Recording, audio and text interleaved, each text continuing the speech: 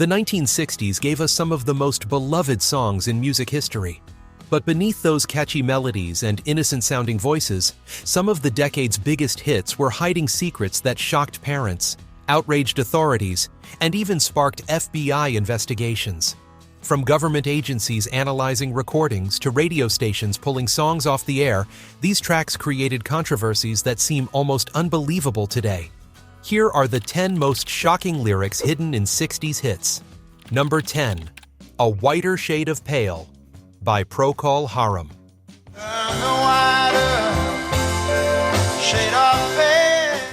When Procol Harum released this ethereal masterpiece in 1967, listeners were immediately captivated by its haunting organ melody and cryptic poetry. But what many didn't realize was that the song's seemingly abstract imagery contained some surprisingly adult themes that flew right over the heads of radio programmers.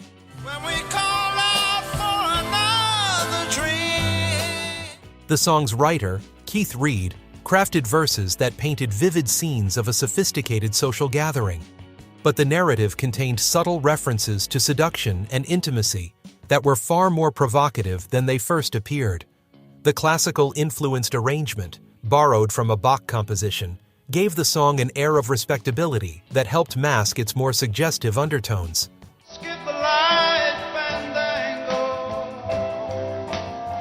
What made this particularly shocking was how the song became a massive hit across multiple generations. Parents were humming along to what they thought was high-minded art rock, while younger listeners caught the more worldly implications hidden within the elaborate metaphors. The BBC played it regularly, completely unaware of the song's deeper meanings.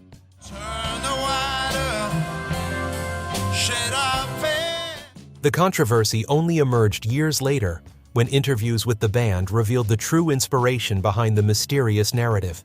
By then, the song had become so embedded in popular culture that its hidden meanings were treated more as an interesting footnote than a scandal. But for those who understood the references from the beginning, it represented one of the most cleverly disguised adult themes to ever reach the top of the charts.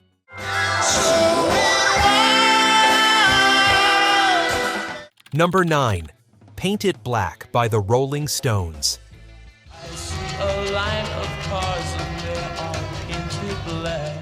The Rolling Stones had already established themselves as the bad boys of rock and roll by 1966, but Paint It Black took their dark reputation to an entirely new level. While the song's driving sitar riff and pounding rhythm made it an instant classic, the psychological depths explored in the lyrics revealed themes that many found deeply disturbing.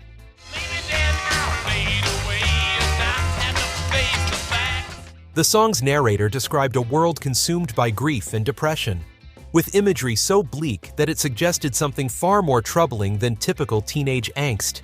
Mental health wasn't discussed openly in the 1960s, and the song's unflinching portrayal of psychological darkness made many adults uncomfortable.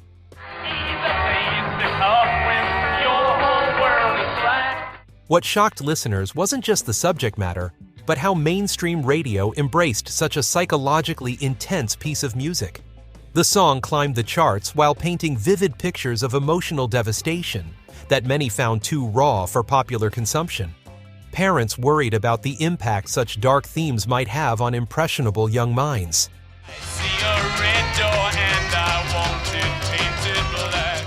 The controversy deepened when some religious groups interpreted certain phrases as containing occult references. While the band never confirmed these interpretations, the speculation added another layer of concern for conservative listeners who were already uncomfortable with the song's psychological intensity. Despite the concerns, or perhaps because of them, Paint It Black became one of the Stones' most enduring hits. It proved that audiences were hungry for music that addressed real emotional struggles, even when those themes made adults deeply uncomfortable.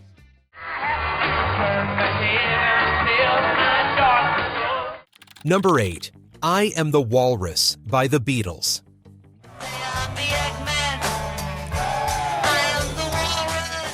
By 1967, the Beatles had evolved far beyond their innocent mop-top image. But I Am the Walrus represented their most deliberately provocative departure from mainstream sensibilities. The song's surreal lyrics were specifically designed to confound and challenge listeners, but they also contained elements that alarmed broadcasting authorities.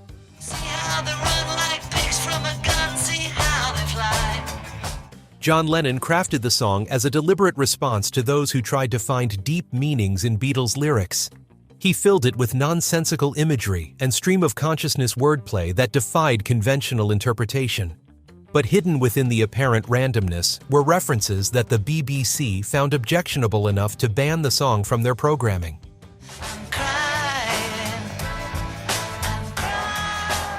The controversy wasn't just about potential hidden meanings. It was about the song's assault on conventional logic and language itself. At a time when popular music was expected to make sense, Am the Walrus presented a wall of beautiful noise that seemed to celebrate confusion and chaos.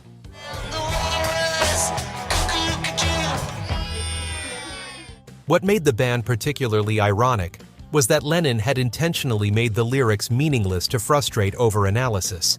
Yet the BBC's reaction proved his point about how authorities would find subversion even where none was intended. The ban only increased the song's notoriety and cemented its status as a countercultural anthem.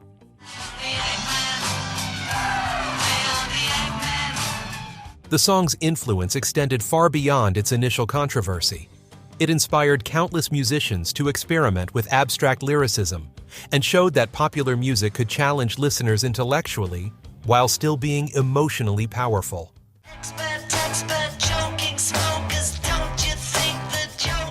Number 7. Gloria by Them.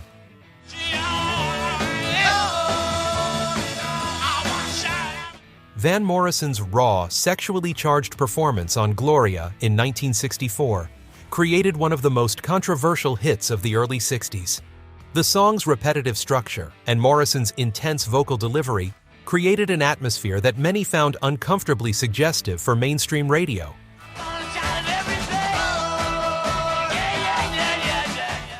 The track's extended instrumental sections, combined with Morrison's growling vocals, created a tension that was impossible to ignore.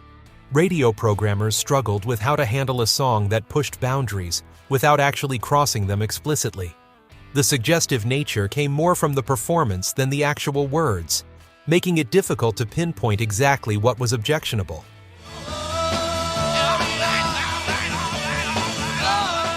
What shocked audiences wasn't just the content, but the unrestrained passion of Morrison's delivery. Most popular music of the era maintained a certain level of polish and control, but Gloria sounded dangerous and unpredictable. It suggested a level of adult desire that many felt was inappropriate for teenage audiences.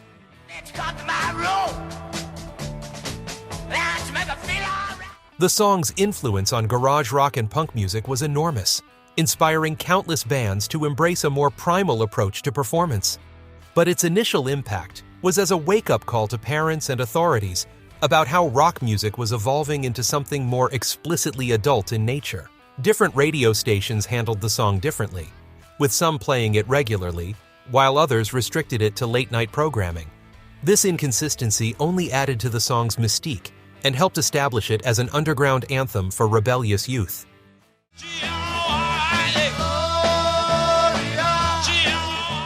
Number 6. Light My Fire by The Doors.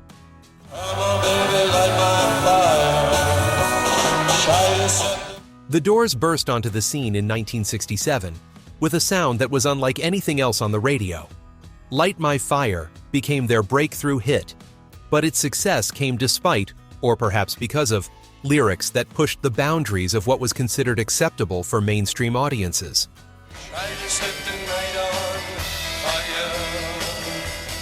Jim Morrison's poetic imagery created multiple layers of meaning that operated on different levels of consciousness. While surface listeners heard a love song with an unforgettable organ melody, those paying closer attention picked up on themes that were far more provocative and mystical than typical pop fare.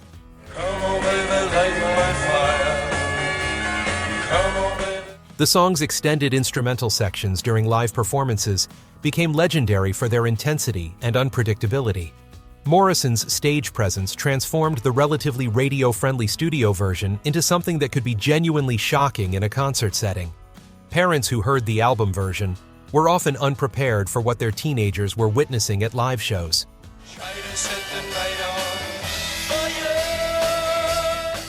Radio stations had to decide how to handle a song that seemed innocent enough in its recorded form, but represented something much more subversive in its live incarnation. The controversy helped establish the Doors as spokesmen for a generation that was rejecting conventional values and embracing more experimental forms of consciousness. The song's success proved that audiences were ready for music that operated on a more sophisticated level than the typical 3-minute pop song. It helped pave the way for an era when rock music would become a vehicle for exploring complex philosophical and spiritual themes.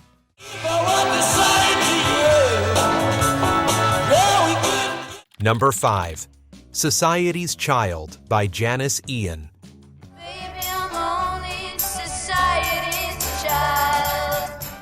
When 14-year-old Janis Ian wrote Society's Child in 1965, she created one of the most controversial songs in popular music history. The track dealt with interracial romance at a time when such relationships were not only socially taboo, but actually illegal in many states. She called you boy instead of your name. The song told the story of a young girl forced to end her relationship with an African-American boy due to pressure from family, school, and society. What made it particularly shocking wasn't just the subject matter, but the unflinching honesty with which Ian portrayed the racism and cowardice that destroyed the relationship. When she turned and said, "But honey, he's not our..." Radio stations across the South banned the song immediately, while many northern stations were hesitant to add it to their playlists. Even progressive stations that supported civil rights were nervous about playing a song that addressed interracial relationships so directly. The controversy generated death threats against Ian and her family. She says, "I can't see you anymore." What made the situation even more remarkable was Ian's age when she wrote and recorded the song. The idea that a teenager could create such a mature and challenging piece of social commentary was almost as shocking as the content itself. Many adults struggled to accept that someone so young could have such insight into complex social issues. Can't see you anymore. The song eventually found its audience through the support of influential figures like Leonard Bernstein, who featured Ian performing it on a CBS television special. This exposure helped the song reach the national charts, proving that there was an audience hungry for music that addressed real social issues rather than avoiding them. Despite the controversy, or perhaps because of it, Society's Child became an anthem for the civil rights movement and helped establish Ian as one of the most important protest singers of her generation. When we're older, things may change, but Number 4. Eve of Destruction by Barry Maguire. Tell me over and over and over. Released in July 1965, Eve of Destruction became one of the most controversial protest songs ever recorded. P.F. Sloan's apocalyptic lyrics, delivered with Barry Maguire's gravelly voice, painted a picture of American society that many found deeply disturbing and unpatriotic. We're on the eve of destruction. The song addressed multiple hot-button issues of the era: the Vietnam War, nuclear annihilation, racial violence, and generational conflict. What made it particularly shocking was how it connected these issues into a single narrative of impending doom. Rather than offering hope or solutions, the song simply cataloged everything that was wrong with the world. If the button is pushed, there's no running away. There'll be no... Radio stations across the country banned the song, with many claiming it was an aid to the enemy in Vietnam. The BBC placed it on their restricted list, while stations in Chicago, Washington, Baltimore, and Memphis refused to play it altogether. Conservative critics attacked it as leftist propaganda, designed to demoralize American youth. I don't believe we're on the eve of destruction. The controversy was intensified by the song's raw, unpolished sound. Maguire recorded his vocal in one take, reading from a crumpled piece of paper, and his tired, raspy delivery made the apocalyptic message seem even more urgent and believable. The production gave the song an authenticity that made its warnings feel immediate and real. We're on the eve of destruction. What shocked authorities most was how quickly the song climbed to number 1 despite being banned by so many stations. This demonstrated that young audiences were actively seeking out music that addressed their fears and concerns about the world around them, even when that music offered no comfort or reassurance. The song's influence extended far beyond the charts. Its line about being old enough to kill but not for votin' became a rallying cry for lowering the voting age, ultimately contributing to the passage of the 26th Amendment in 1971. No, you don't believe we're on the eve. Number 3. Puff, The Magic Dragon, by Peter, Paul, and Mary.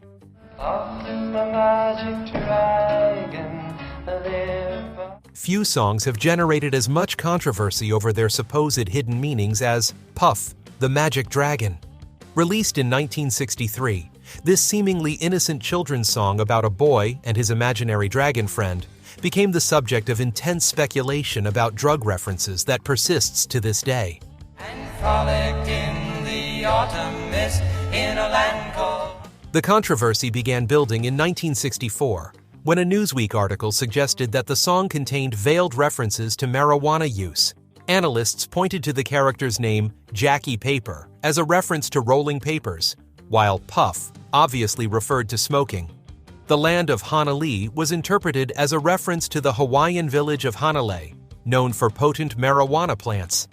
In a land called Hanalei, little Jack... What made the accusations particularly shocking was that this was supposed to be a children's song. The idea that a folk trio would embed drug references in music aimed at young audiences seemed almost unthinkable to many parents. Radio stations began questioning whether they should continue playing the song, while some banned it outright. Puff, the magic dragon, live by... Peter Yarrow and the other members of Peter, Paul, and Mary vehemently denied the drug interpretations, insisting the song was simply about the loss of childhood innocence. Yarrow even demonstrated during concerts how any song, including The Star-Spangled Banner, could be interpreted as having drug references if you tried hard enough. Noble kings and princes would bow... The controversy highlighted the paranoia of the era about hidden messages in popular music. Parents and authorities became convinced that musicians were using seemingly innocent songs to promote drug use to their children. This led to increased scrutiny of popular music and contributed to the generation gap that defined the decade. Despite decades of denials from the songwriters, the drug interpretation remains so persistent that even today, many people assume the song was intentionally about marijuana. This demonstrates how once a controversial interpretation takes hold, it can become impossible to dislodge, regardless of the creator's actual intentions. And Puff, that mighty dragon, he ceased his... Number 2. Lucy in the Sky, with Diamonds by The Beatles.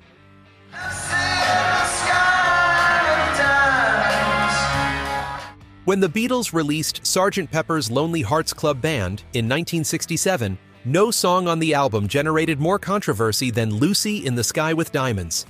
Almost immediately, listeners noticed that the first letters of the keywords in the title spelled out LSD, the powerful hallucinogenic drug that was becoming associated with the counterculture movement. Lucy in the sky with diamonds. The timing couldn't have been worse for the Beatles.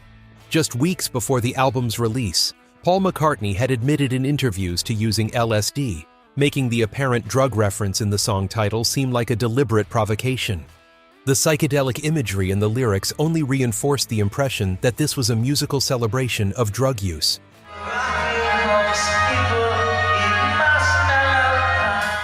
John Lennon insisted that the title was purely coincidental, explaining that it came from a drawing his 4-year-old son Julian had made of his classmate Lucy O'Donnell.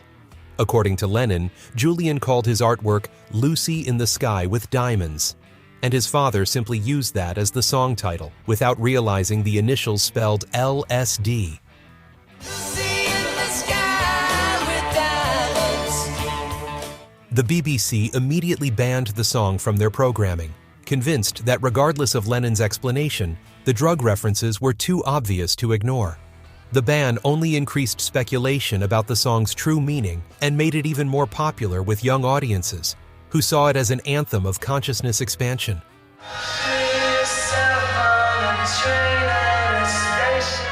What made the controversy particularly significant was the Beatles' enormous influence on popular culture. If the world's most famous band was promoting drug use through their music, many worried about the impact this might have on impressionable young fans. The song became a focal point for broader concerns about rock music's role in promoting counterculture values. The debate over the song's meaning continues today, with some Beatles scholars maintaining that the LSD connection was intentional, while others accept Lennon's explanation. The controversy helped establish the song as one of the most analyzed tracks in popular music history.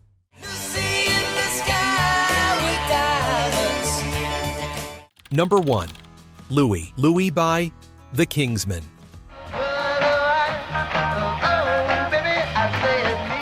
No song in the history of popular music has generated more controversy over its supposed hidden meanings than Louie Louie. When the Kingsmen's garage rock version of Richard Berry's calypso-influenced original became a massive hit in 1963, it also became the subject of the most absurd moral panic in music history.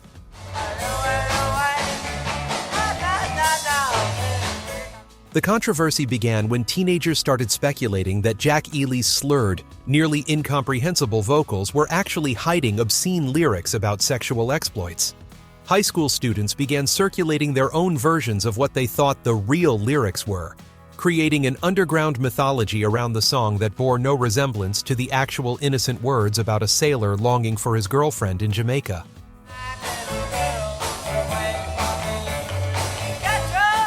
What transformed teenage gossip into a national scandal was the reaction of adults who took these rumors seriously. Parents complained to school officials, who complained to radio stations, who complained to politicians. The governor of Indiana actually banned the song from radio play, claiming that when he played it at slow speed, the lyrics made his ears tingle because they were so filthy. The situation became truly surreal when the FBI launched a full investigation into the song, spending over 2 years and producing a 119-page report in an attempt to determine whether the Kingsmen had violated laws against interstate transportation of obscene material. Federal agents followed the band on tour, analyzed the recording at different speeds, and interviewed everyone involved in the production.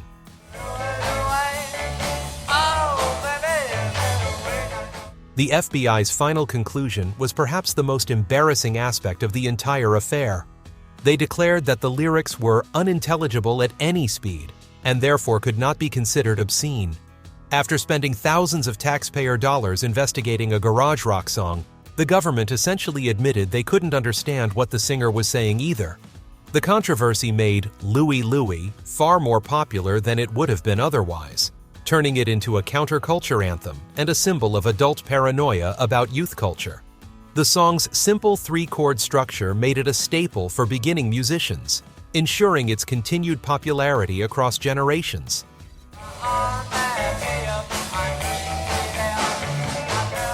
What makes the Louie Louie scandal particularly significant is how it revealed the deep anxieties adults felt about rock music and its influence on young people.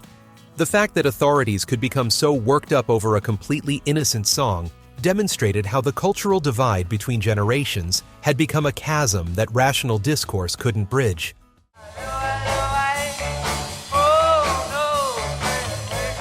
These 10 songs represent more than just musical controversy. They capture the cultural tensions that defined the 1960s. From FBI investigations to radio bans, from parental outrage to teenage rebellion, these tracks became battlegrounds in the larger war between traditional values and changing social norms. What's remarkable is how many of these controversies were based on misunderstandings, misinterpretations, or outright paranoia. Louie Louie was completely innocent. Puff the Magic Dragon really was about childhood innocence. And Lucy in the Sky with Diamonds may indeed have been inspired by a child's drawing. Yet the controversies surrounding these songs became part of their legacy, sometimes overshadowing their actual musical merits. These songs also demonstrate how powerful music can be as a cultural force. The fact that authorities felt threatened enough by these tracks to ban them, investigate them, or publicly condemn them shows how seriously they took music's ability to influence young minds. Whether that influence was real or imagined, the adult reaction to these songs helped define the generation gap that would shape the rest of the decade. For those of us who lived through this era, these songs remain powerful reminders of a time when music felt dangerous and revolutionary.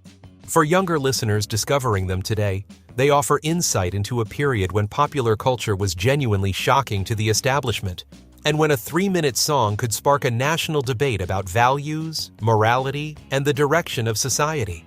The legacy of these controversial hits extends far beyond the 1960s. They helped establish the idea that popular music could be a vehicle for social commentary, artistic expression, and cultural rebellion. They paved the way for countless artists who would push boundaries even further, knowing that controversy and authenticity often go hand in hand. Most importantly, these songs remind us that art has the power to challenge, provoke, and inspire change. Whether the shocking elements were real or imagined, these 10 tracks from the 1960s prove that music could be much more than entertainment.